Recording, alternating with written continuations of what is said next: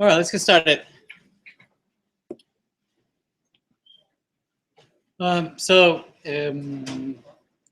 last week we were focusing mostly on getting started on creating a development environment, right? Getting an account in on OpenShift and creating a Node.js server running up there, and also creating a local copy for so that we can develop locally on our machine and then post those changes up on the web.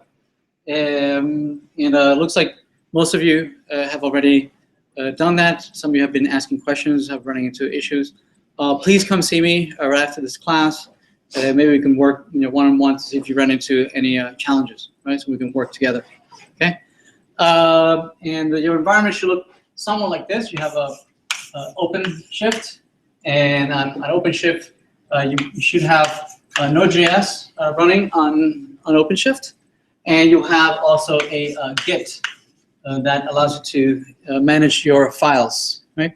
Once you've created this application locally, you will have a Node.js running locally on your machine, and using Git, you will be able to clone down the source from the remote repository locally on your machine, right?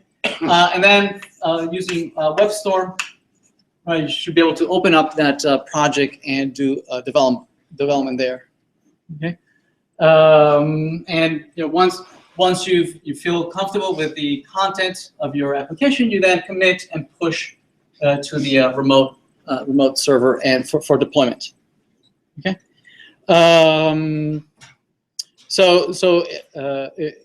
I believe I demoed this last class that we met on Thursday, right? We showed you, I created a brand new account, I cloned it down, and I ran it on WebStorm. Everybody can see the online videos. Are they being added to the playlist correctly? So please let me know if there are any issues that are of video. Also remember that you're responsible for only the I have 3 playlists running, right? One for each section. You're only responsible for the videos in this section, right? I tag them as CS4550 Spring 2016, and then they get automatically added to this playlist, right? So make sure you view them. If you either missed a lecture or you want to go over the material, please take a look at those videos. Also, you're responsible for the videos in the portal, right? Remember, there's lots of videos that are already recorded and available for you to take a look at. Ideally, you would come with having seen those videos already, right? So for instance, for this class, ideally you've already looked at some of the HTML videos, some of the CSS videos, maybe not the Bootstrap videos, but you already come with knowledge on those topics so that we can, if you have questions or if you have doubts, we can certainly work with them, those here.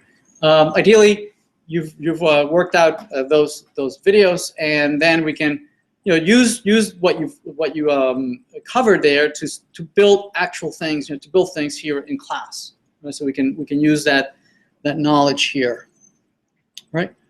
So let me share my screen.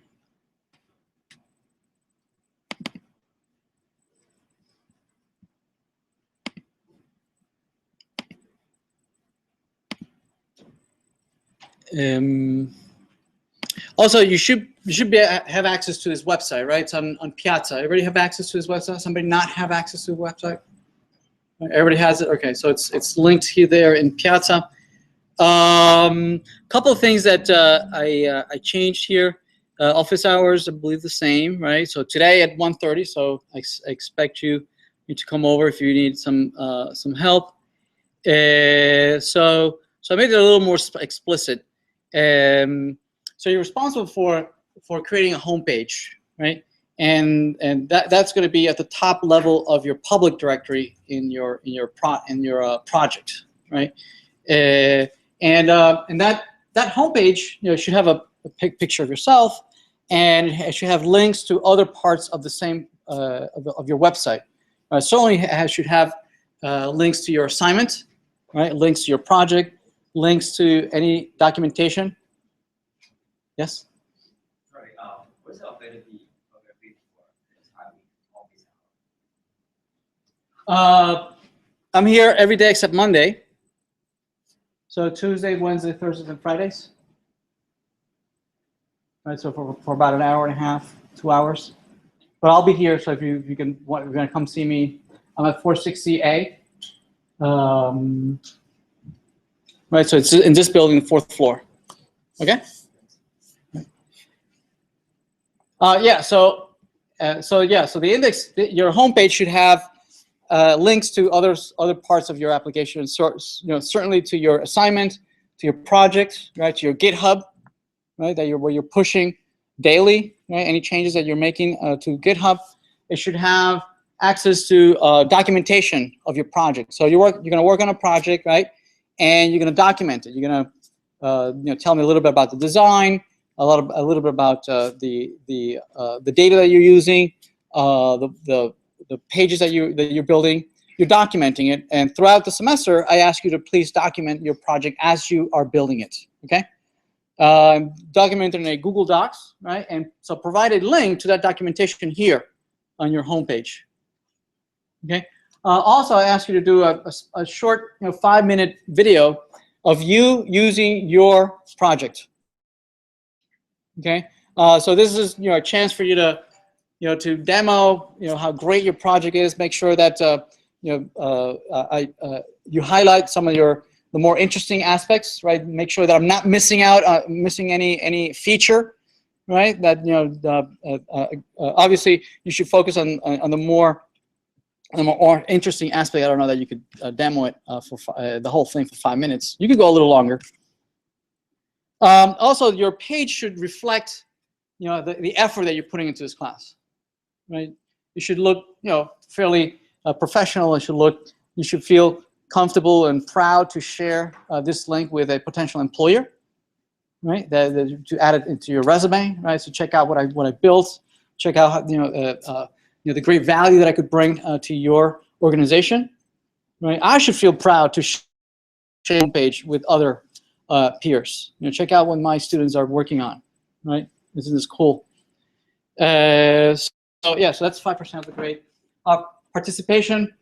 There's TAs that are going to be available to you, and myself. I'm going to be here almost every day. Please come see me, right? And the TAs, oftentimes the TAs say that I was here, nobody came to see me. If the hours don't work for you, negotiate with TAs to see if better hours work for your particular schedule. Right? We're trying to schedule so that we have a coverage throughout the day, throughout the week. Right? So make use of them. Right? Participate in Piazza. Ask questions. Right? Something's not working. Please let me know. And certainly, please come see me. If don't let it get into into frustration. Come see me. All right, and then we'll work it together. Yes. Should this homepage be submitted with the assignment one? No, it'll be at the end. At the end will be just the homepage at the end of the course. Yeah. Yes. Are the TA hours posted? I believe one of them is. The other two have not posted yet. They're coming back from vacation. I think they arrived yesterday. What happened? I lost my video.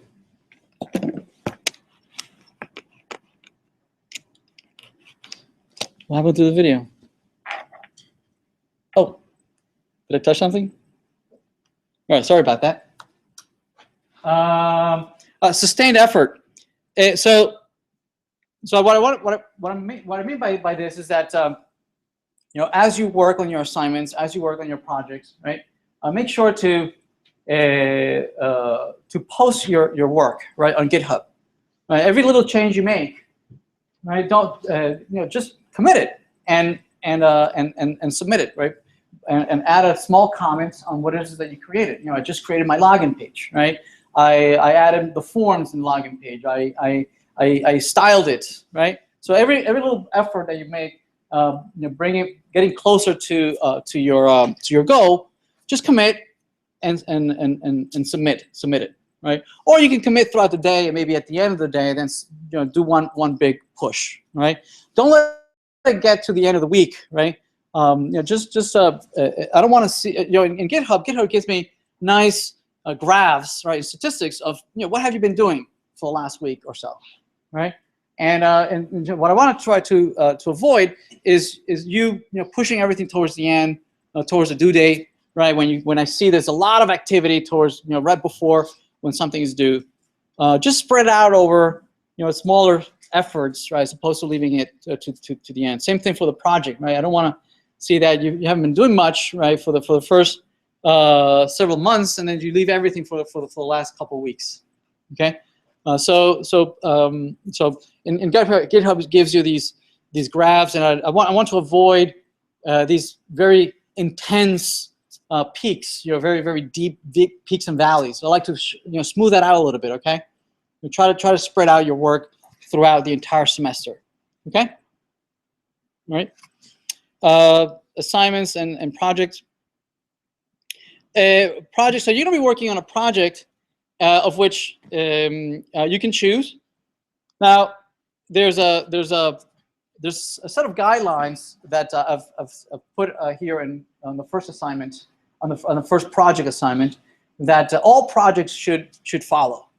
Okay, you should have user management. You should have a homepage, a search results, things like that. There's this what type of data types and data structures you're supposed to be using.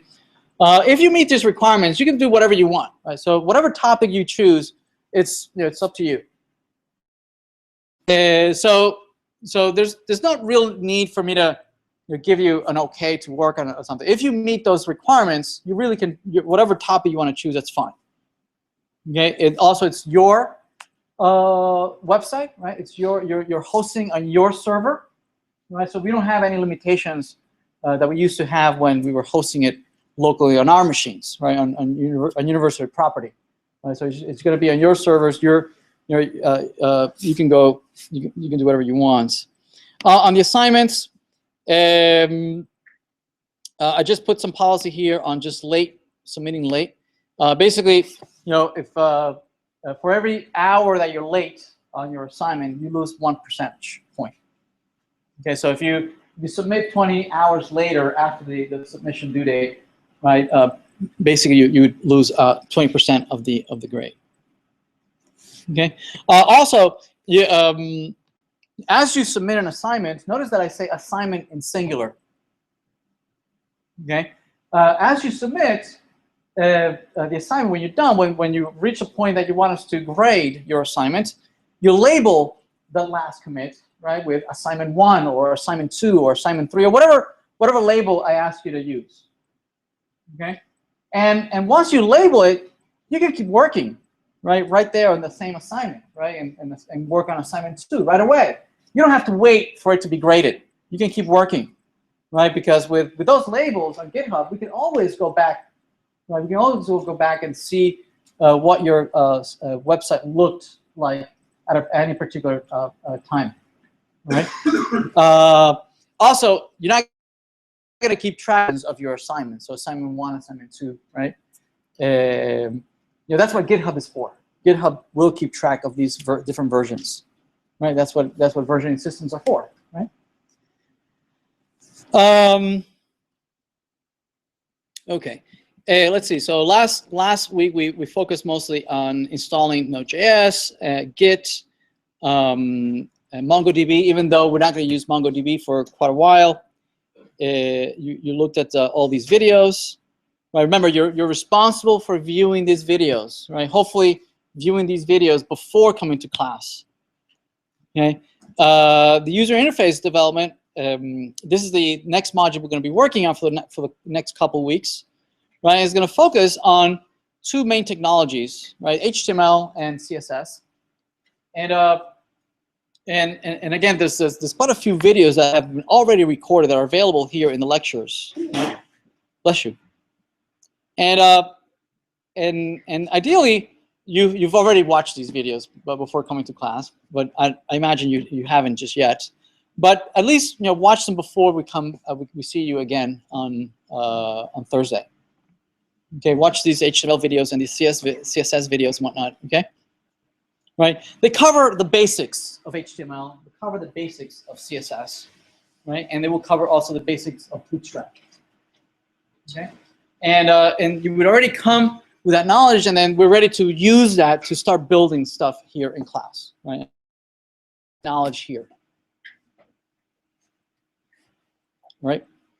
So yeah, so you're responsible for these videos. You're also responsible for the videos under the course video, this one over here, right? Under here on CS4550. You're not responsible for these other two, okay? But you know, you're welcome to watch them anyway, right? You could maybe I give it a little slant for the graduate folks, but it's basically the same material. Yes. Yeah, if you go to GitHub, so the question is about tagging on GitHub. If you go to GitHub and you go to a particular one, if you go to a repository, once you're in a repository, you can go into releases, right? And in releases, you can tag it. You can say, I want to tag, right, and say create a new release, and you can give it a name, right? That name will be the tag, right? And it will tag the last commit. Your very last commit will be tagged. Okay? Yes.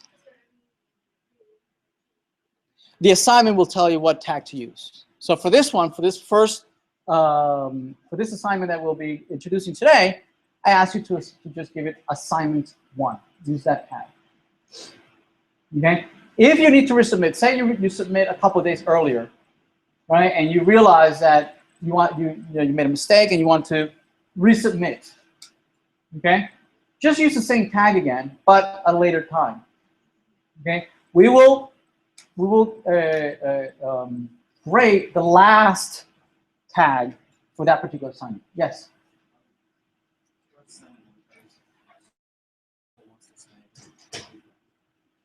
Yeah. No, not yet. Not just yet. I'll make the assignments available as I've asked you to submit it. So for instance, I'll make everything available by Friday because the development environment assignment is due on Friday. Yeah. Yeah, I haven't made it available yet. Yes.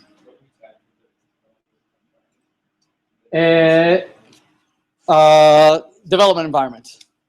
Yeah. Yep. Right, and the only thing I need, right, the only thing I need for those assignments when you submit, right, is just the URL, right, the URL for your GitHub, and the URL on how to visit your particular OpenShift instance, okay? And that's all we're going to be using Blackboard for. I'm not going to have any content on Blackboard. All the content is going to be here on the portal. But we're only going to be using Blackboard for being able to submit, right? And you're not going to be submitted much anyway, right? It's only these URLs. And for receiving a grade, right? For receiving a grade. So all the grades will be tabulated there on Blackboard. But no real content is going to be on Blackboard, right? All the content is going to be on the portal, okay?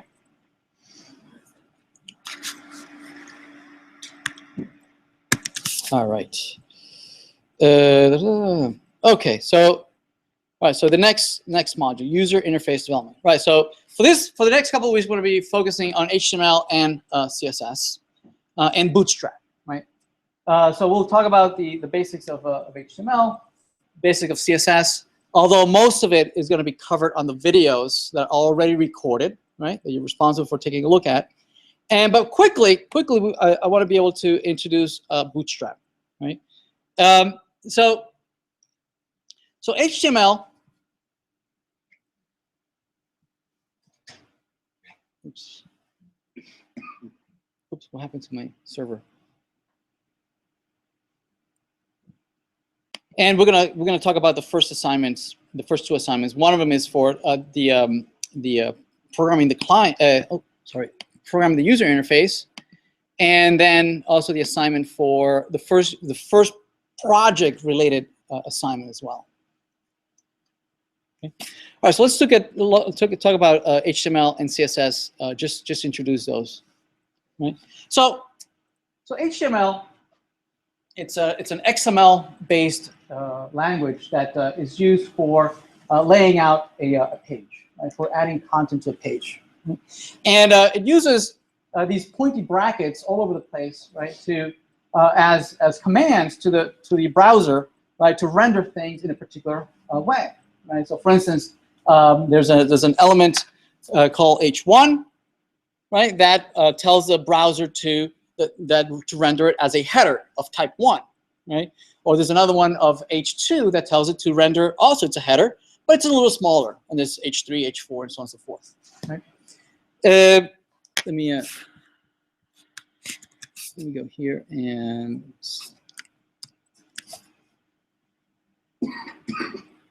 stop sharing.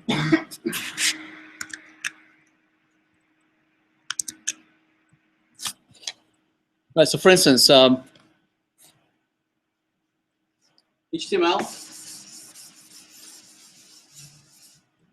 Well, an HTML document is just a plain old text document that where you have lots and lots of these pointy brackets, right? That are basically commands for a browser when they parse through this to tell it how it should format the content. Right? So, for instance, H1 tells it that the content between these two elements is a title, right? Some kind of header of a larger section.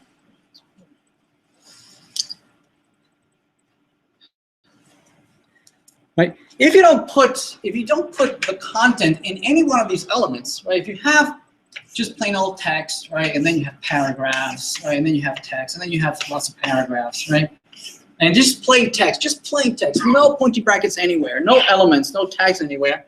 When you render this, right, it renders as just one long string, right, one long contiguous string. The only white spaces that are still make it to the browser are the spaces between words, right?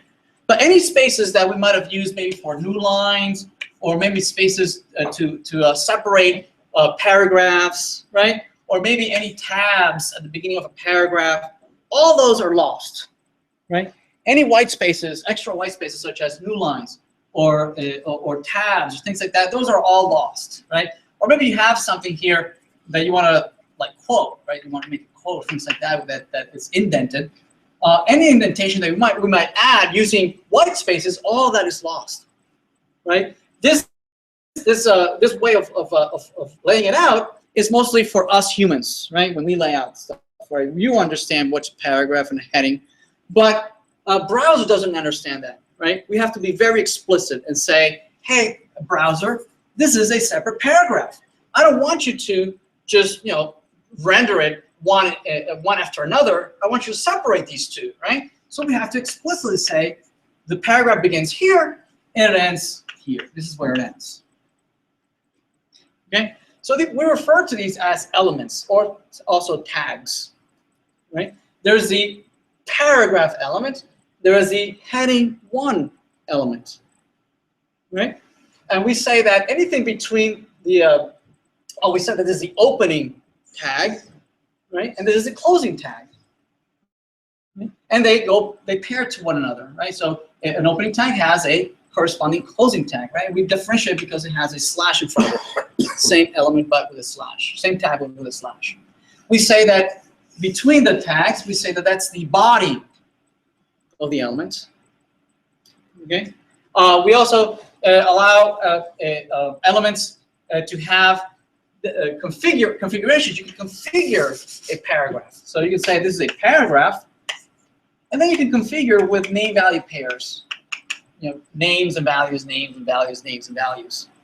Right? You can set different attributes for that particular paragraph. Right? We call these attributes. Attributes. Right? And attributes, they are very well-known attributes, right? That go along with very well-known elements. Okay.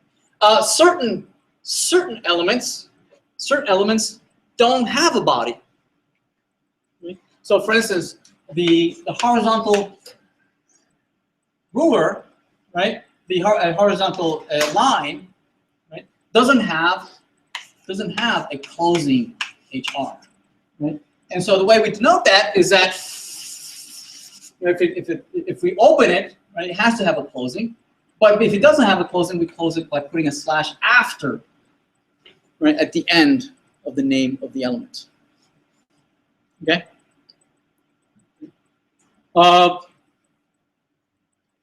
So yeah, so HTML provides all these elements for laying out, right, logically how to break up the various parts of the content in a page.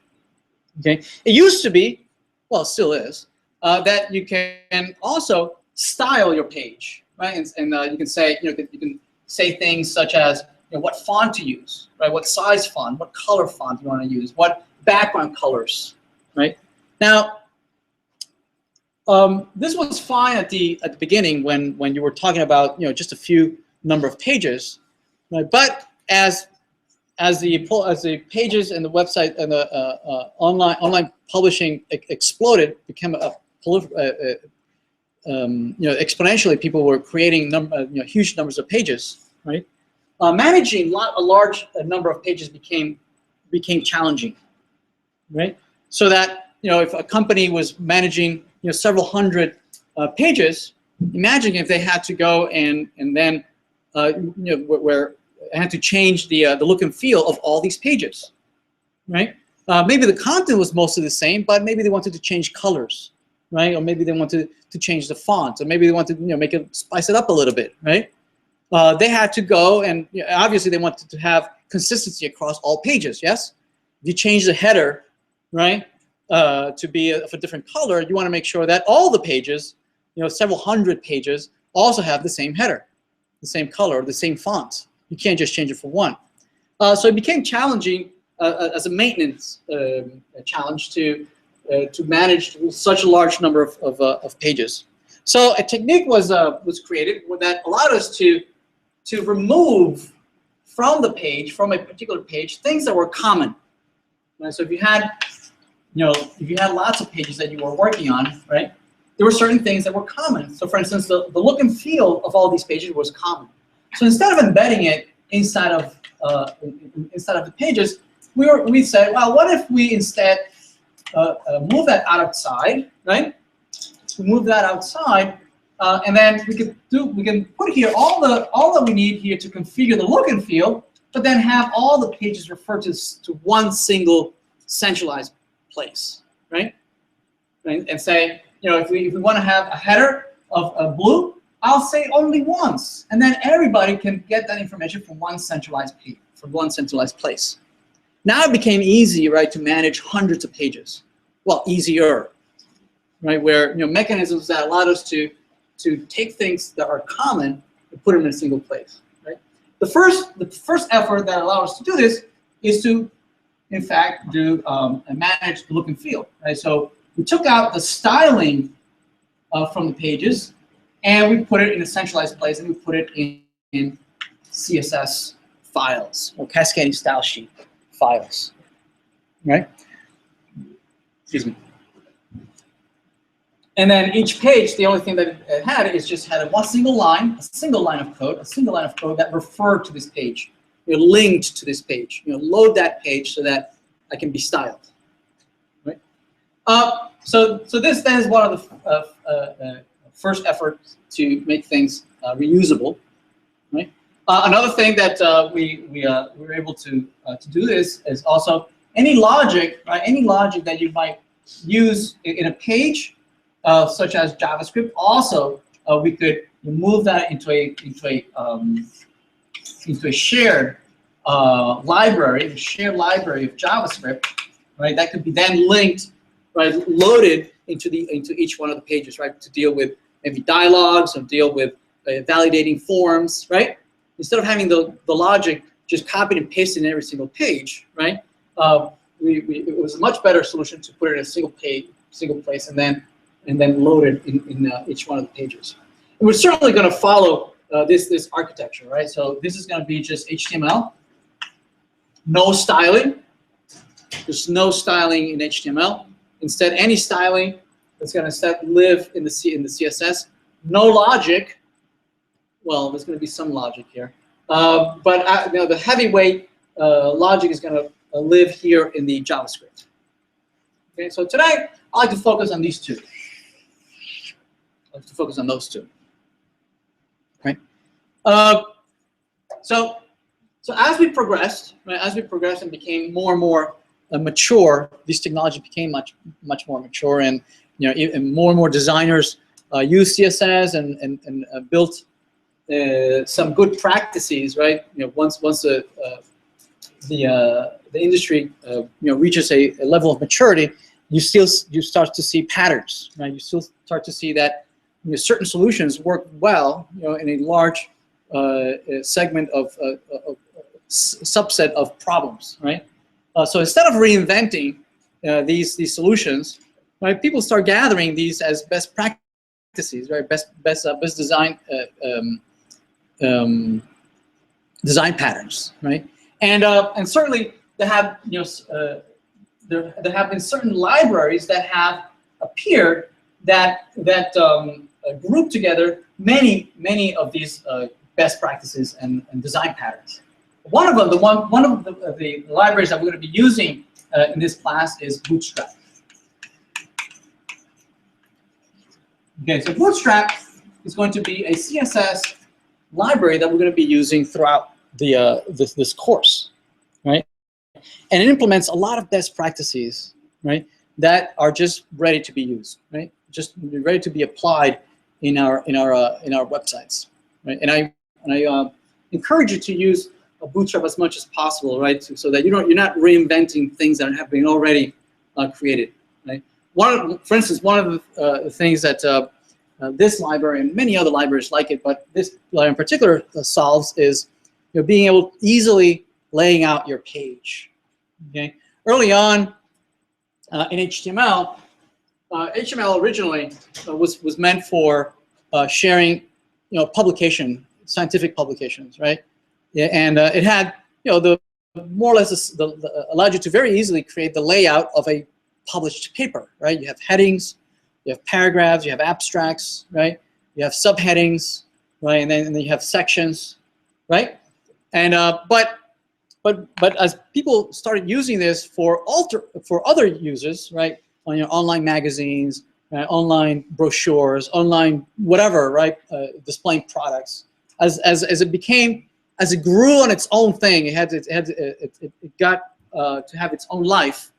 People started copying or wanting to apply certain things that were very well mature in other fields, such as the publishing industry, right? So the publishing industry has been added for quite a while, and one of the ways that they lay out pages, right, and newspapers also lay out pages, is that they use lots of columns, right? Columns and grids and rows, right?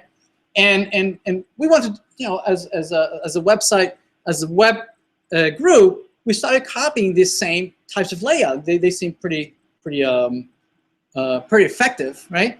The problem is that there's no native way in HTML to render things in columns or grids. But actually there was tables, right? Tables allowed us to do this, right? Tables allowed us to create these grids, right?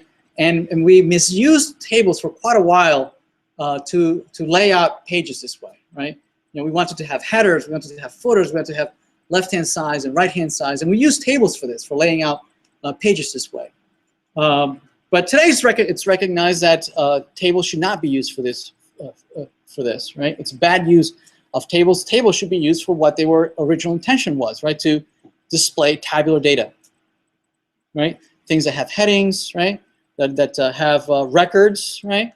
That that have columns of pieces of data that have the same data type.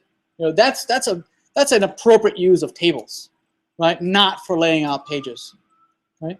Well, how do you do that? How do you lay out pages if you don't have tables? Well, Bootstrap and many other libraries, right, use CSS tricks, right, that allow you to lay out your page in similar way that you could in tables, right? With allowing you using CSS to lay out things in grids, like in rows and columns, that are vertical and that are next to each other. So certainly Bootstrap will allow us to do that very easily. Okay. Also, Bootstrap allows you to very easily target mobile applications. Right? Make sure that it looks usable on, if you visit your web page on a phone or a tablet, right? Again, Bootstrap allows you to do that very, very easily. Also, Bootstrap allows for your websites to look professional, very easily, by applying certain styling classes, from Bootstrap. Okay. There are many other libraries that you could use that to make your page look professional, but I suggest you use Bootstrap. Right. Other libraries are targeted more to designers, to page designers, right? Where where their focus is to make the page look very beautiful as it could be, right? Bootstrap not only does it make your page look professional, right, like these other libraries, but it's also geared towards developers, us the developers, right? They're geared towards creating user interfaces, geared towards you creating forms and buttons and input fields and drop downs and dialogues, right? Things that we developers deal with it day in and day out, right? So certainly I encourage you to use Bootstrap as a boilerplate. Please, there's lots and lots of snippets of code that Bootstrap provides that you can copy and paste right in your code to make it look professional. Okay, right? And today we'll demo this for you. All right, so let me go back here.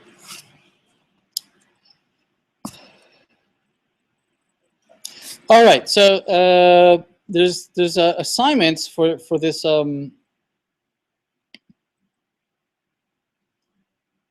couple of weeks that are coming up.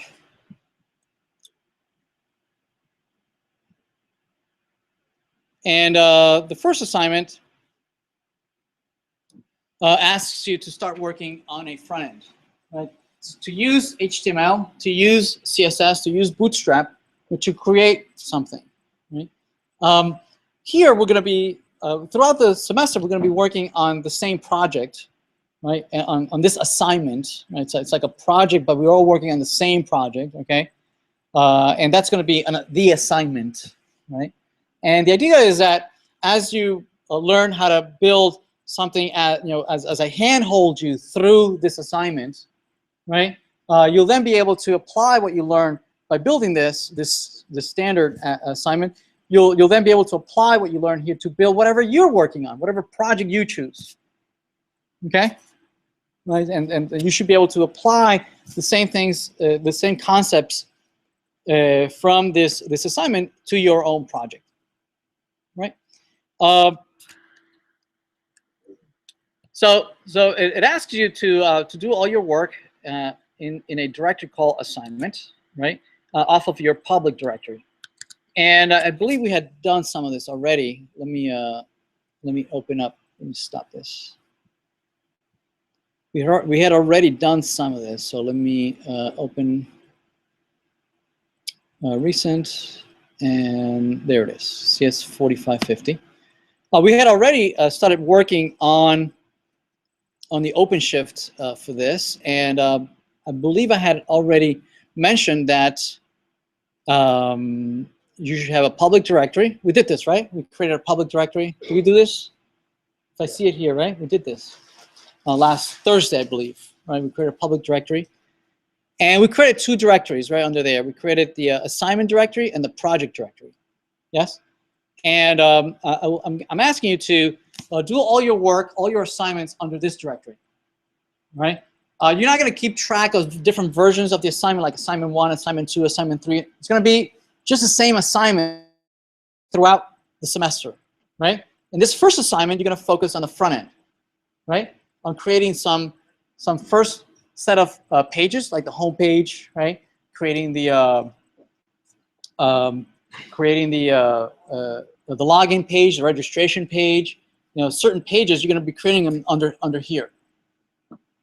Okay, and again, as you complete the assignment, tag it, commit it, or commit it and then tag it. And then feel free to keep going into the next assignment. Right? Don't wait for us to grade it. You know, it's not like well, I shouldn't touch it because it's being graded. Right? No, there's no such thing. Right? We have GitHub. We can always go back to the time when you committed your assignment, right? And we can always bring down and clone your project and see your source code when it was at the time of submission. Yes, at the time of tagging. Sorry. Right. So feel free to keep going. Also, in the project, do all your work for the project under project. Okay. Right. And again, do small iterative work on your project and your assignments a little bit each day. Right. A little bit each day. Makes it much smoother, right? So that you're not pushing all the effort towards the end. Right. So everything under public assignments, and I'm asking you to tag it as assignment 1. So for this ongoing assignment throughout the semester, we're going to be building what we're going to call a form maker. Right, a form maker. You might have seen this in other places, such as online polling or online forms that people can fill out, right? Or you know, a questionnaire, right? Or online quiz, or online that somebody had to build them, right? Somebody had to build those forms, and so we're going to build a web application that allows us to create those forms, right? And it's going to support many number of developers, right? Each developer will be able to create their own number of forms, right? So I'm developer 1, and I'll have 10 forms that I've created. There's developer 2 over there who's developed 5 forms, and each developer will have their own forms. And then we're going to be able to share our forms with a submitter. I can email a link to my form for somebody to fill out, right? So somebody else is going to look at my completed form, and they're going to fill it out.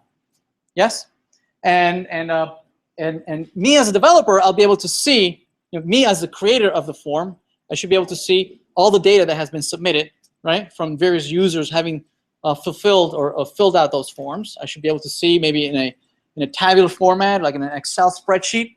I should see that user 1, these are the answers, right? User 2, and so on and so forth. I can see everybody who has submitted. Yes. Also, as a submitter, and maybe I submitted answers to a questionnaire, I like to see how others answered the same questions, right? So maybe I should see, if the question is your favorite OS operating system, then I should be able to see what others have answered. Excuse me. Notice that there are 2 types of users here, right? The developers is a type of user, and the submitter is a type of user. And they both have different user interfaces. Yes? They both have different things that they can do. They have different goals that they want to achieve. Correct? In your project, you're going to be asked to do the same thing. Come up with at least 2 types of users. Okay? If this is an online shopping cart, right? Typically there'll be somebody who sells products, and there's those that buy products. So there's 2 types of users, right? And the user interfaces not necessarily are the same, right? As a seller, I should be able to create categories and upload images, right? And change prices and descriptions and things like that, right? As a buyer, I should be able to search for products, right, in different categories. I should see, the results of my search, right? Navigate to a description of that product, right? Add it to a shopping cart. So it's completely 2 different user interfaces, one for the seller and one for the buyer. Right? As an online learning, right? As an online learning application, again, there might be different users. There might be the teacher, right, and the student. Those are two users of the same application, right? The teacher can create content, right? They can upload. They can create quizzes. They can grade those quizzes. They can create assignments, grade assignments. As a student, right? I can view the content, right? I can look at the videos that they uploaded. I can do the assignments and submit them, but I can't grade them. So it's two different UIs. If for your particular project, whatever you choose, if you absolutely can't think of a second user, it says I can only think of one type of user. If you can't think of a second one, then the second user could definitely be like an admin user, some kind of admin user that has God powers, super user powers on your web application, right? And will have a UI for admins, right? They can add users, they can remove users, they can change passwords, they can they're super user, right? If you can't think of a second user, just say settle on the system admin. So anyway, we're going to create a form maker application throughout the semester. Right now, we're going to focus on the front end only. We're going to create a static HTML, static CSS. Right, we're going to use Bootstrap, but this is not going to be JavaScript. Well, this is going to be just a little bit of JavaScript, but not. I mean, we're not going to be programming in JavaScript these 2 weeks. So mainly HTML and CSS. So here are some of the use cases. Use cases allow us to group or identify what is it that the different types of users want to do in using our application.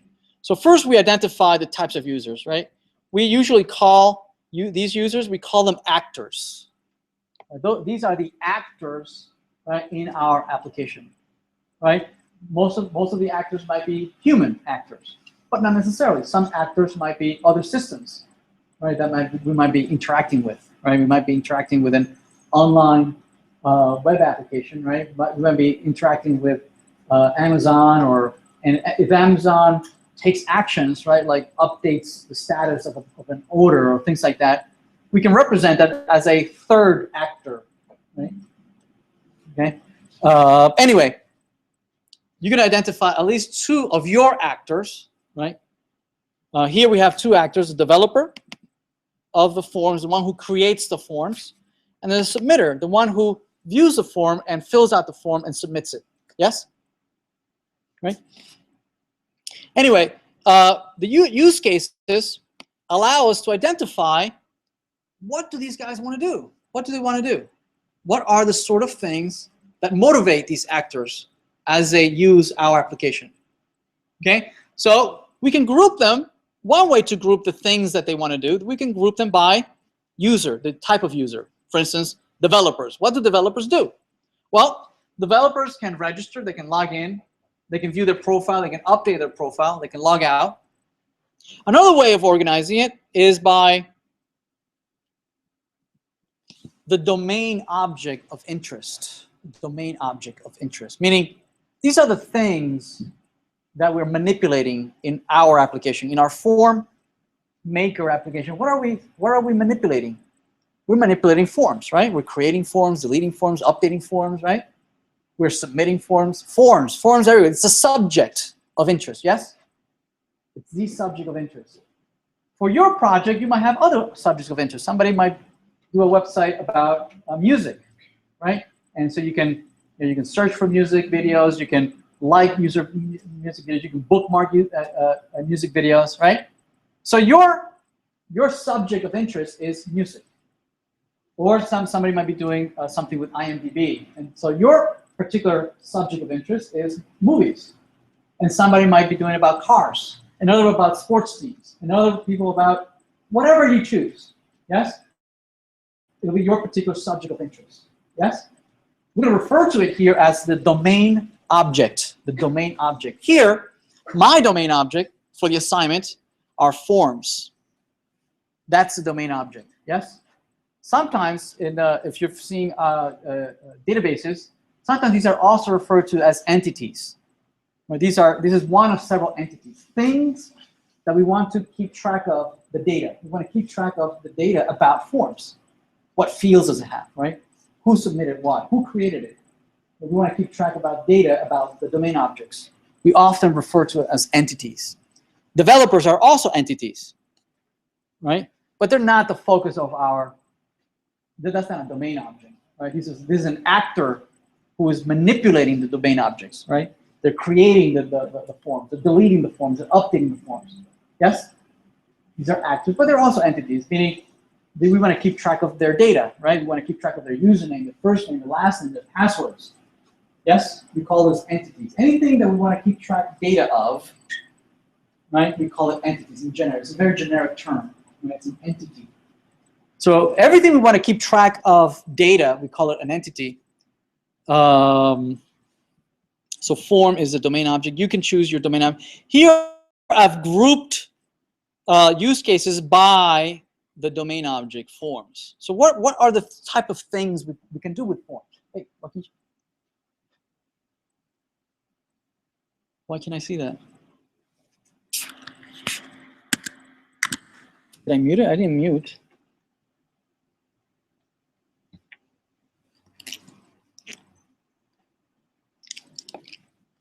Just a second. I guess I need to, this thing comes loose. Sorry about that. So I have forms here. Oh, it's a little bit too big.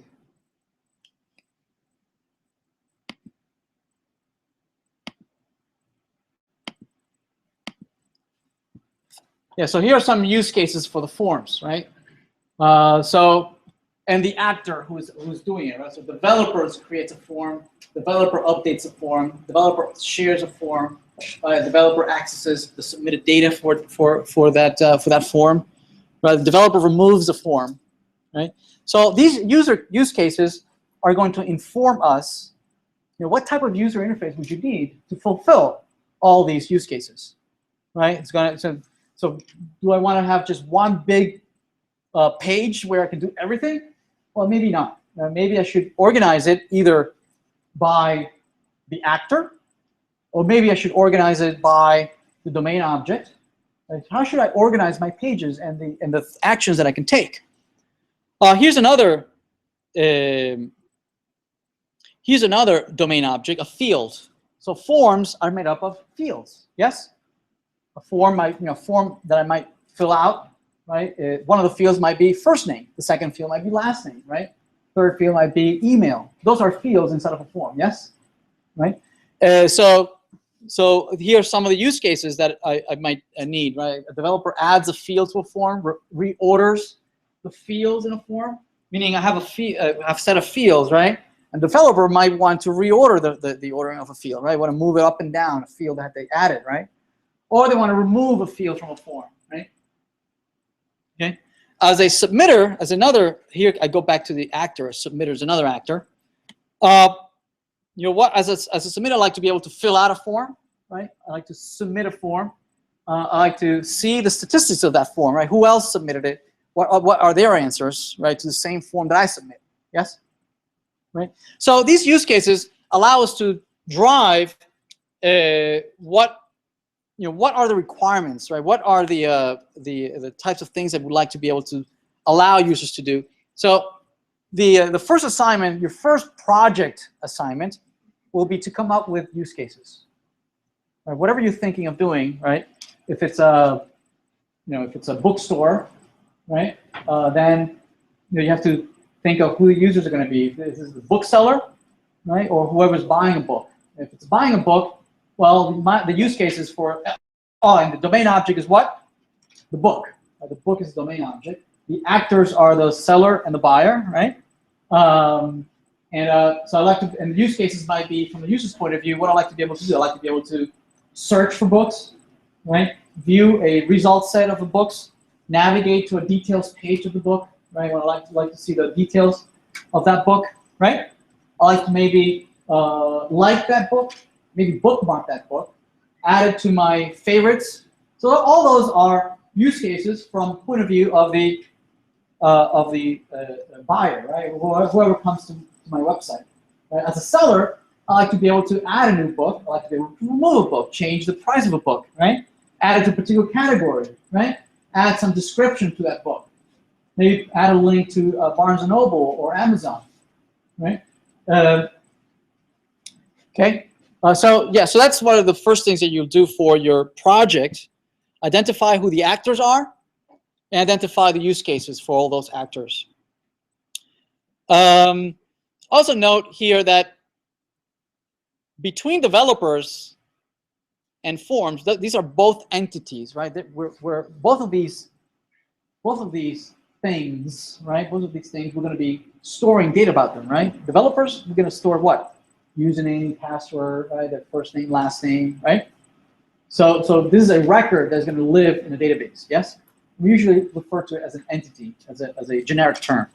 And the form is also an entity. We are going to be storing the name of the form, right? The URL to that form, and so on and so forth, right? But notice that there's a relationship also between these two. Right? A developer has many forms, right? A developer can create many forms, yes? Right? So we want to be able to capture that too, the relationship between these two. Right? We refer to it, typically we refer to it generically, we refer to it as a one-to-many relationship. Right? A developer has many forms. Makes sense, right? Also, a form has many fields. See that? Right? So we have two one-to-many relationships. We have a one-to-many relationship between a form, and we have a one-to-many relationship between a form and its fields. Make sense? Right? So in the project, you're also going to be asked, create these types of relationships. Right? If you're a bookseller, then it makes sense that you're selling many books. Right? Makes sense. So there's one-to-many, and the relationship is between an actor and a domain object. Yes, an actor and a domain object. A seller is selling many books. Yes, if I'm a different seller, I might be selling different books. Yes, so that's one-to-many relationship between an actor and a domain object. But I also asked you in the project, I'll let you see later on, about one-to-many relationship between a domain object and another domain object. Right? For instance, here, forms and fields are both domain objects. Right? A form, which is a domain object, has many fields. It's another domain object. Okay? There's a one-to-many relationship there. And I asked you to do that same thing in the project. We'll get to the project in a minute. Wireframes. So wireframes for this homework are a very crude, deliberately, they're a crude drawing, the graphical representation of what our pages might look like, right? The intention is that you should not waste too much time making these things look pretty, right? Maybe it's something you drew on a piece of paper, right, on an envelope, right, really quick, right? And they should be simple enough that you can prototype. It says, no, I don't like it, I can move this to the right, to the left, to the bottom, to the top. How about I can move this here and there? Right? It's not a finished product. It's meant to be an iterative tool, right, for you to explore what your pages might look like. Okay? Without spending too much effort onto making it look professional. At the end, we'll make it look professional, yes? But as a wireframe, the intention of the wireframe is just to have a dialogue on what things should look like, yes? Functionality of each page, right? Not how it's going to look like, yes? Right? So in your project, you're going to be asked to create a wireframe, right, on what your pages might look like, yes? So that we can have a dialogue, right, between my TAs and myself and yourself, right, on what pages might look like. Okay. So here I'm providing 7. Well, there's more. There's 9, but the first 7 are for this assignment, for this first assignment. They're not supposed to look like this. Okay. So don't say, oh, do I need to make it look like this? No, it's not supposed to look like this. But the functionality should be the same. Right? The functionality, the layout should be the same. Right? This just tells me that on the left-hand side I have somewhat of a logo. On the right-hand side I have 4 links. Right? They're flush to the right-hand side. There's some padding around it. I'm not telling you how many pixels. It's just I tell you that it's centered above and below. The left-hand side has as a set of links. Notice that the home is highlighted. So those are functionality things, right? If I'm on a particular page, it should tell me where I am, right? And what page am I at, what's highlighted. Those should be links on the right hand, top right, that they should be centered. The links on the left-hand side should be left justified, okay? There should be some padding all around. Right? But this is going to be trivial once we get into a Bootstrap.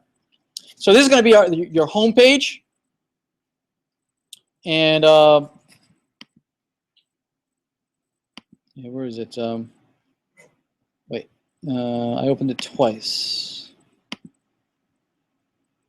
Right, so there's wireframes for each one of these. There's 7 pages, which are 7 here. If you go 1 through 7, these are the wireframes for each one. Okay, and what you're asked to do is to use Bootstrap to implement these pages, right? If you follow Bootstrap standard templates, right, and standard snippets, pieces of code, snippets of code, you just copy and paste from Bootstrap and paste it in the right way, in the right place, right? It's going to look fantastic. Okay.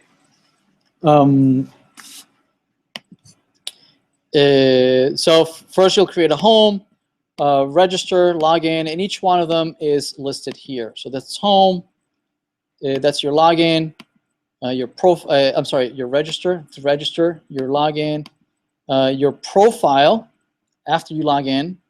Notice that the profile is highlighted. There's an admin page. Only admin users should be able to see this. And there's a table here. We'll see that in a minute. Here are the forms. You can create forms. You can edit them, right? You can rename them. You can remove them. If you click on a particular form, you navigate to the fields, which navigates to this tab here, which allows you to add all sorts of fields, right? A field for the first name, for the last name. You can rename them. You can move them around, right? You can delete the field. You can clone a field. You can edit the content of that field. You can add all sorts of types of fields. You can add, input fields, text areas, large text areas. You can add drop downs. You can add check boxes or radio buttons. Okay, so you will be building this. Now, for the first 2 weeks, we're going to be focusing on just creating a static version of this, right? So none of this is actually going to work, right? There's no JavaScript behind this, right? So actually, clicking on an add, it's not going to actually add a form, right? We need JavaScript for that, right? Not until 2 weeks from now, when we start looking at JavaScript, we'll be able to do that. So right now, the first assignment is just focusing on you creating a static version of this website. Just with HTML, CSS, and Bootstrap. Yes? Okay. All right.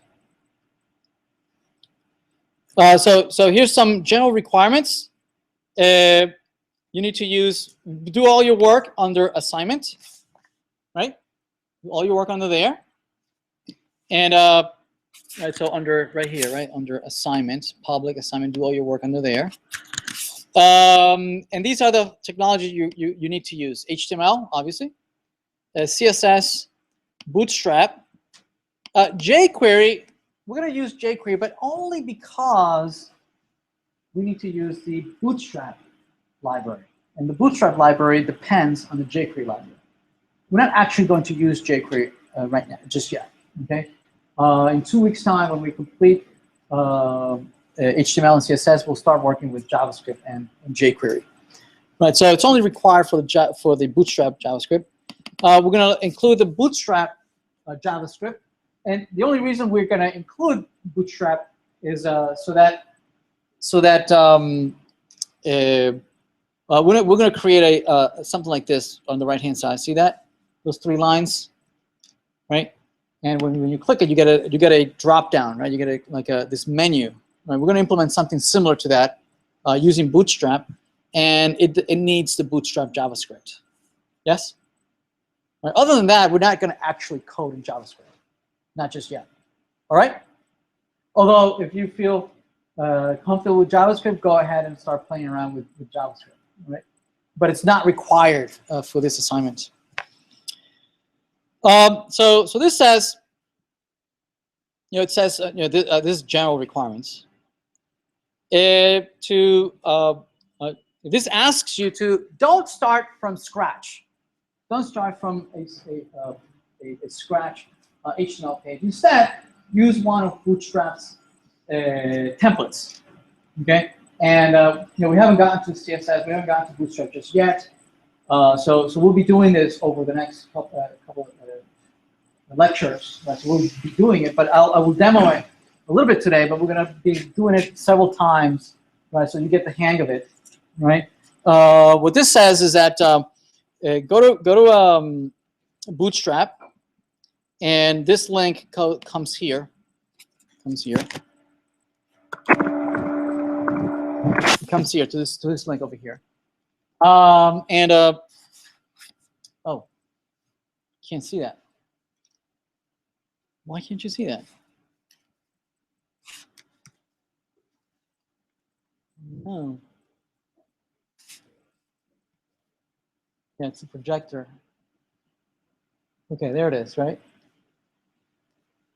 So you see you have a left-hand side. So this is a template that has a lot of what we need already, right? It has a header at the top, right? Has a couple of links on the right-hand side. It has a placeholder for the name of the application, right? It has a left-hand side with links there. Notice that it has the overview, which is highlighted. See that? So it already has a lot of what we need. Okay? And that's what Bootstrap brings to the table. It allows us to quickly, do some rapid prototyping, get something just going real quick, right? And then we can iterate and make it better, right? And make it our own and customize it to our liking. Okay. So what I ask you to do is start here. Also, because Bootstrap already provides a lot of the behaviors that make this mobile friendly. Right? Instead of starting from scratch to make this mobile friendly, we can use a lot of the behavior that is already baked into Bootstrap. So, for instance, if I resize this, notice that the circles are getting smaller as well, right? Notice that the left-hand side is getting smaller up until a moment where notice that there's like a threshold, right? There's a threshold where everything gets smaller, right? See that? If I get even smaller, I'm going to hit another threshold. See that threshold right there? Notice that the left-hand side disappears, right? And the top menu is replaced by those 4 lines. You see that? Also notice that it went from 4 columns to 2 columns. See that? If I become smaller and smaller, even smaller, right, I'll become and have, oh, it's just become smaller and smaller. Okay. Also notice the table down below. Look at the table, right? Notice that the table, I can scroll up and down, but I can't scroll left and right. See that? I can't scroll left and right. But as it becomes smaller and smaller, right, notice that I still can't scroll left and right. Right? As it becomes smaller and smaller, there's not enough space to work effectively with the table, right? It's becoming smaller and smaller until I hit a point. Well, it's not doing it here. That I can scroll the table. You see that? I can scroll the table left and right, but the whole page does not scroll. You see that? Right? So this table is responsive, right? It understands that it doesn't have enough space to render, right? So that it dynamically adds a scroll bar at the bottom, right, to scroll just that one content. Okay, and so you already have a lot of the behaviors that are mobile friendly. Okay, are mobile friendly. So yeah, so start here. You can view the source code. You can say view source code. Right, I have the source code here. And you can just copy this. Just copy that and bring it down and copy it locally. So here you have maybe Another thing I suggest is that don't do all the work here in your assignments and your project, because you could break things, right? Things that were working just fine and all of a sudden doesn't work. I suggest creating a separate directory. You call it, experiments, right? And do all your, your tests there. Work there, and once you understand what you did, you can then bring it over to your project or your assignment. So, for instance, here I might create a experiment for HTML, and I want to take a look at this dashboard my instructor asked me to work with, and I call it dashboard, right? And I'm just going to replace that. I'm going to paste it in here. So that's the content. There's quite a lot of content in here, most of which we're not going to use. Most of it we're not going to use. So, for instance, so we only want to keep track of the left-hand side, right, and the top. That's really the part that we care about. The center here, the table and the dashboard up here, we don't care about that, right? So we're going to blow that away, right? If we look for the dashboard, if we look for this content in the HTML, it's somewhere here. There it is, a header, H1. See that? And we want to just remove any of that content. We don't want that H1. So remove that. We don't want any of this. Oh, we just want to keep this one div that is the main content. This div is the main content. It's this right side over here, the main content, right? So let's blow this away. This closes, let's see. This closes way down here. I'm going to blow that away. There it is. I blew that away. Okay, so I just got rid of this part over here. So I can start playing around with this. I see what it looks like, what I'm doing locally. Let's see. Let's start our server. Working directory is local. It's this one, right? Apply. Let me close it. Let me see my server. What did we do for server? Oh yeah, we did this to hello. We did this public. So I think we're ready to go, right? Run this, right? We did this last week. So let's run this. Right. Notice that we configured so they can work locally and remotely, right? For the port and the IP address, right? It can work locally and remote. So locally we're going to use localhost, and locally we're going to use 300 for the port, right? And all the static content is going to live under the public directory, and it's going to listen at port 300 and localhost. So if we run that, yep, that server, yep, that's that. Wait, JavaScript file, that's wrong, right? It's this one under here, and it's server there, that one. Node, server, blah, blah, blah. Okay, apply and run. So we look locally, and oh wait, I had the page right there, dashboard.html. Notice that it doesn't look too good, right? It has the links, it has the navigation. Oh, you can't even see it. There we go. So there's something missing here. There's a couple of things missing. If we look at if we inspect the browser, we'll see that there's a couple things missing. If we go and see the console, we see that there's quite a few errors. It looks like we're missing this style sheet. We're missing a couple of style sheets. We're missing this JavaScript, a couple of JavaScripts. So let's see if we can fix that. Let's start off with the JavaScript. Okay, let's fix the JavaScript. Let's look at the original source code. Original source code in dashboard.html.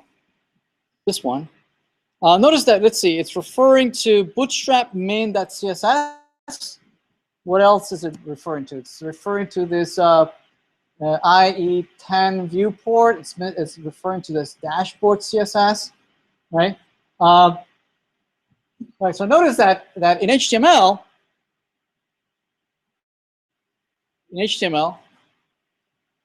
we have several sections here. Notice that we have It starts off with dot type. You see that? Right. This says this is an HTML document. The browser is going to open it up, and it's going to know how to interpret this document by that first line of code. Right. So browsers open this up and says, "Oh, I'm parsing HTML. Okay, now I know what to do with this." Right. Notice that the HTML has several top-level elements. This is a top-level element called HTML. It is the top-level element. Notice that it opens up way up there. It's called HTML, and it closes. It's the last tag, closing tag. See that? In between, we have several sub tags under here. We have the head element, which opens here and it closes here. See that? And we have another one. We have the body, and it closes way down here. So HTML documents are made up of a top-level HTML tag, HTML, and closing HTML. And then in here you have head, closing head, and then opening the body, and then closing the body. Right? Which that's what we've seen. That's what we've seen. And this is, all HTML documents should follow this standard. Okay? Now, what we put in the head, right, is stuff that is metadata. Information who the author is, when it was created, when it was last published, when it was last updated, right? What browsers are supposed to be used to browse through our page. Also some meta information, using a meta tag. Also a title. This is the piece of text that appears at the top of your window, right? Or tab if you're in a tab browser, right? And that title, this is what it displays at the top level of your plus, and to do that we use a title element, right, to declare the title, the opening and the closing. And then we have also here things that this document depends on. This document depends on these other things. It depends on this other file called bootstrap.min.css. It depends on this viewport bug workaround. It depends on this dashboard.css. None of which we have. We don't have any of these files locally, right? Notice that link is an element that allows you to link to other documents that this document is dependent on, right? Is referring to using the href attribute, saying, hey, I depend on this file. Meaning, once you load this index page or dashboard HTML page, also download these other files, right? Notice that it has nothing in front of it, right? It's the href. It's referring to a file that lives on in the same directory as this file. See that? Whereas the href for the bootstrap, the file actually lives somewhere else, right? It lives 2 directories above me, right? And then navigates to some other directory to find the file. This is all on the server, right? All these files are on the server. So these files, we don't have any of these files. Right? So let's go fetch them. Let's go fetch those files. Well, first of all, I'm going to remove this one. We're not going to deal with specifically with IE. And we're not specifically going to deal with IE9. And we're going to talk about a respond a little later. I'm just trying to simplify this a little bit. Okay. All right. So this is just a little bit easier. The 2 files we're going to find is this bootstrap and dashboard. We're going to follow those. We're going to go get them, right? So let's get dashboard. Let's see. Let's look at the dashboard. Let's look at the source code again. Let's look at the source code. View page source. There it is. So this is what we copied. Yes, this is what we copied earlier. Notice that our browser is smart enough to know that, hey, look, these are all different files that this HTML page depends on. And notice that it very conveniently made them into links. So I can click on that file, and it shows me what the file is, the content of that file. See that? So I can now download that file locally, right? We'll go here, and I'm going to create Next to dashboard HTML, I'm going to create dashboard.css. Style sheet. I'm going to call dashboard.css. I'm going to paste the content in there.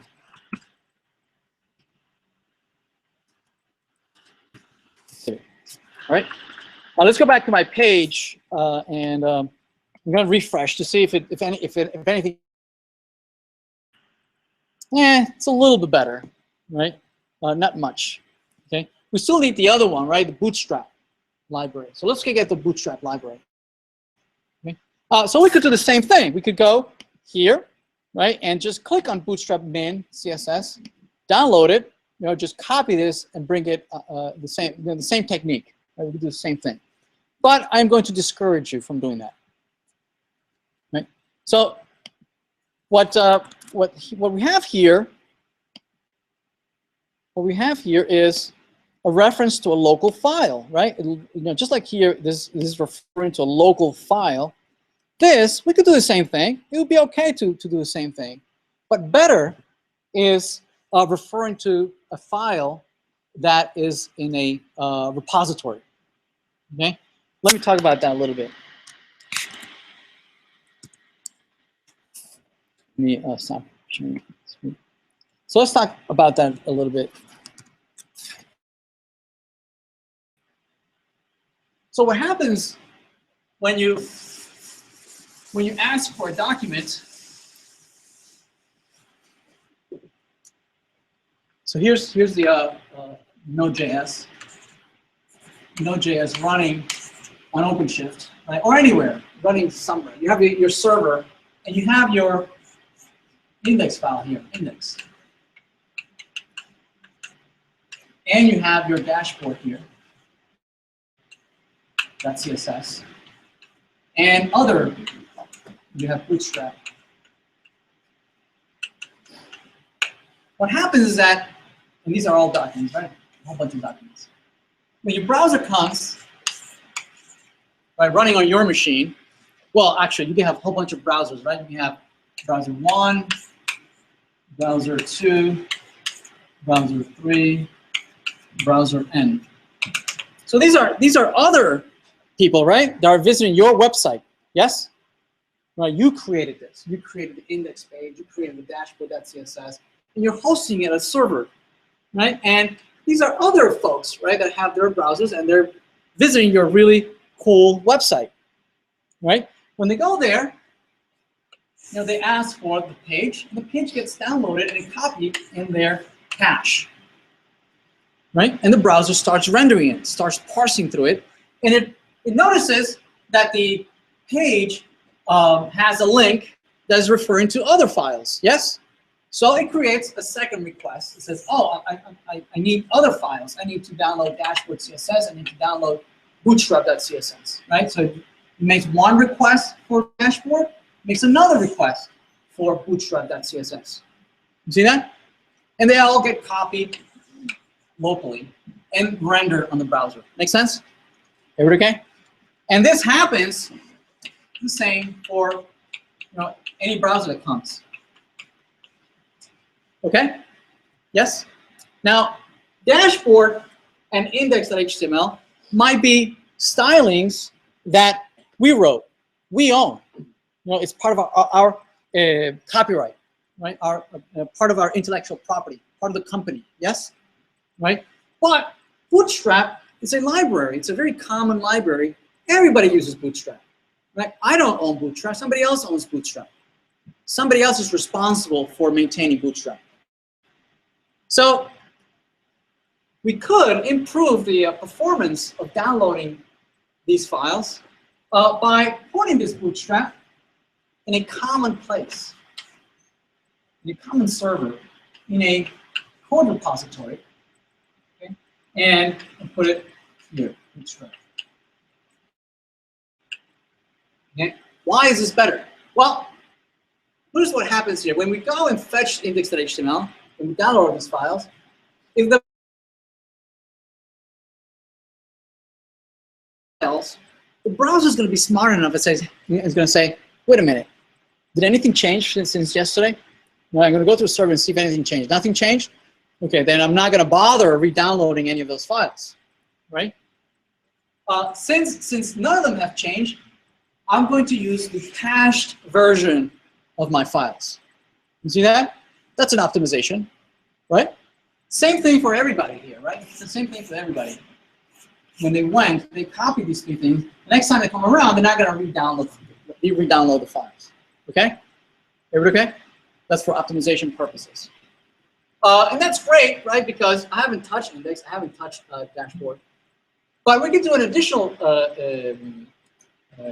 optimization. And instead of creating here the hyperlink to come get that bootstrap from our servers, right? We can link it and download it instead from somebody else's server. You know, a really fast server dedicated to just hosting common libraries. Okay? And the reason this is better is that this CDN, right? It's either Google or Bootstrap or jQuery or Twitter, right? Or Facebook or Microsoft, and they certainly have are much more popular than any of our websites yet, right? Or still, we might catch up to them at some point, but they're hosting these libraries, and chances are that they have visited those libraries, those other websites before coming to us, right?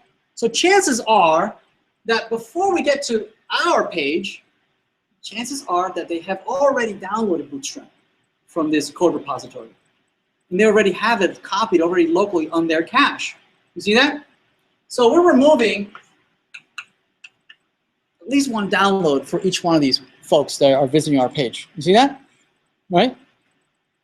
Plus, we can repeat this, right? This Bootstrap, jQuery, Angular, tons of these. There's tons of libraries that we're going to have to download, right?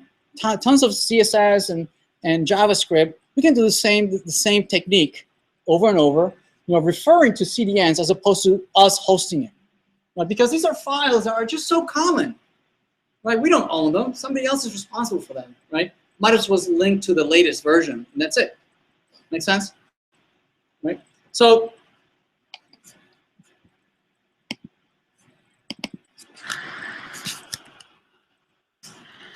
here, going back to here, instead of linking to a local copy of my Bootstrap, I'm going to search on the web for a Bootstrap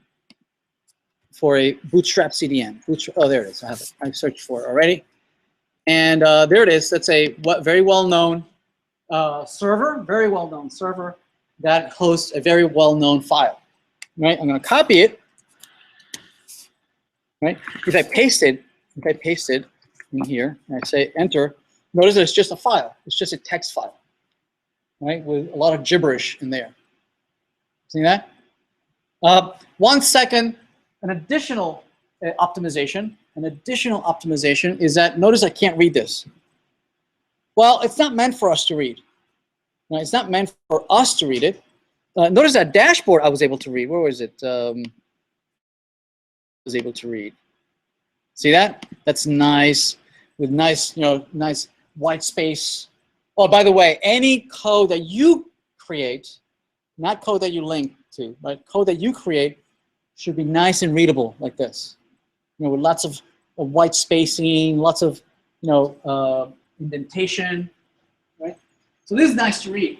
Well, all these additional characters of, you know, extra spaces, extra comments, extra inline and whatnot, downloading these files.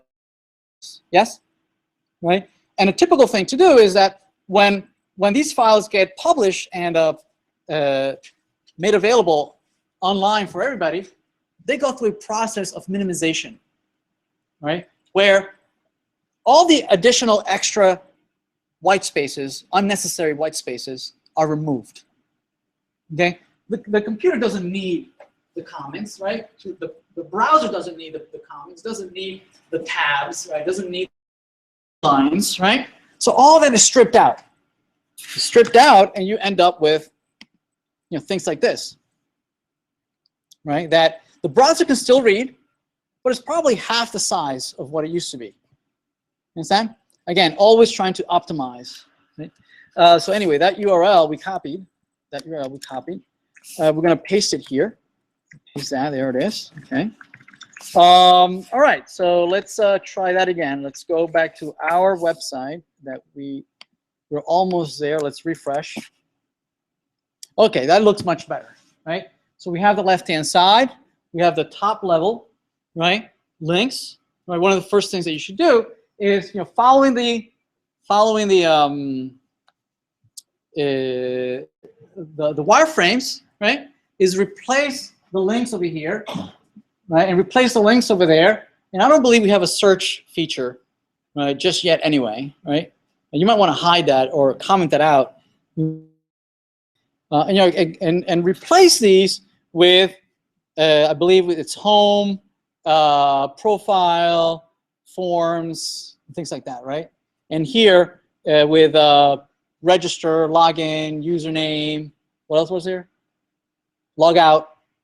Right? Put those links in there. And then once you have that, that's your template. It's a template that you can then use to copy paste that template and complete each one of the pages, the home, the admin.html, the form.html, all of those. Make sense? Yes, everybody with me? Right. One important tag in that HTML, one important tag here, here's my HTML. One important tag is this one over here, viewport, okay? This configures how your page responds to change the window. Okay, if you don't have this meta tag here, the default behavior is that if you visit the page with your phone, okay, your browser in your phone is going to do its best to represent your page as if it were being visited on a desktop. What would you see if you were in a desktop, right? So what would you see in a desktop? This is what you would see, right? Something like this. The left-hand side, right, and the top. But on a phone, the screen's so small, right? These hyperlinks are going to be so small, it's going to be useless, right? It's not going to be useful to me, right? These hyperlinks are going to be very, very small. Any content I have here, the font is going to be so small I can't read. I'm going to need to zoom in, right, with pinch. I'll have to pinch and zoom, or pinch out to see what the content is, yes? Right? And that on a phone is just unacceptable, right? That's not a mobile application. Ideally, the font would be much bigger, right? It would be, the font would be in such a way that I don't need to zoom in to view, right? It's right there. I can read it without having to zoom in. Make sense? Right? So that's what this meta tag does. This meta tag says, do not scale. Don't try to scale it to try and fit it in such a small screen. Okay? Keep pixel by pixel, the size of what it would have been anyway, right? If without scaling. Well, try and say, if it was 12 points or whatever points, keep that same point. Right? Don't try and fit it in such a small screen, which will be just something that should have been 26 pixels is now just 1 pixel. Don't scale it. Keep the same scale. It also turns off the ability to zoom in and zoom out. Oh, actually, no, we didn't turn that on. We didn't turn it on. So use this one, you still can zoom in and zoom out. This one says, use the width. Be aware of the width of the encompassing page, right? So yeah, so that meta tag is very important. Do not use style element. Notice that they're not using the style element anywhere. The style element allows you to style your page here in this document.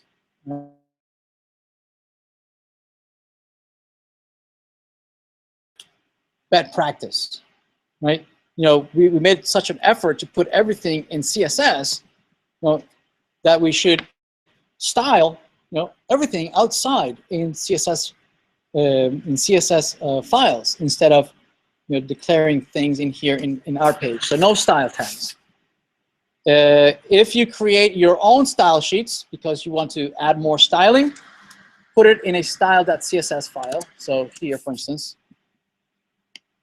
in your create a dedicated CSS directory, and any styles that you want to add of your own, add it here in the CSS. So this would be style.css. Right? If you have any JavaScript that you wrote, or not JavaScript that it's common JavaScript such as jQuery, Angular, those you should get from the CDN. But if it's JavaScript that you wrote, that you own, you have a dedicated directory where you're going to put your JavaScript in here. And you're going to say JavaScript, my.js. Yes. So follow this directory structure. Everybody okay? All right. Server requirements. I think we already have those. Right. We already have that. If not, copy it and paste it from here. Do all your work on your assignments. Bootstrap. Right. You're supposed to use Bootstrap. And any library should be linked. Notice that for jQuery, I'm already giving you a link to jQuery, and I believe they have their own. I believe they do that already in the dashboard. So at the bottom, in the body, the first part is a navigational element, right? It's this over here, right? It's this navigation at the top, dashboard setting. It's a navigation up here. So they're setting profile. See hyperlinks over here? These hyperlinks are these hyperlinks up here. And then the left-hand side, this left-hand side is this over here, this div here, where you have overview, reports, analytics, export, and so on and so forth. You're not going to need most of these, so you can just remove these. You're just going to have a couple here, right? Yeah, you can just have a couple. Notice the way we turn this on. Classes more. Next lecture, how to apply classes. Okay, notice that the hyperlinks, when you click on them, they don't do anything, right? If I click here, right, notice that the hyperlink is not going anywhere. Right?